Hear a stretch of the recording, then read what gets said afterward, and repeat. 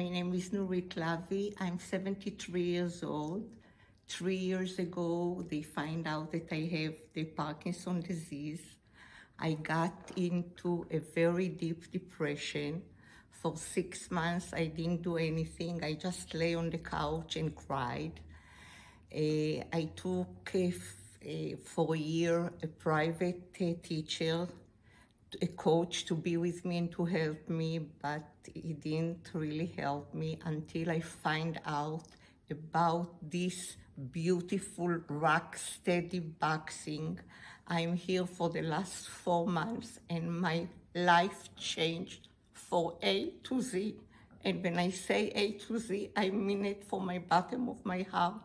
I'm happy, I'm smiling, I'm singing. I got a new family. I have a family that cares for me. I'm not ashamed of what I have. I love the coaches. And as long as I'm alive, I'm gonna be here and I'm gonna support this place because it really changed my life. Yeah!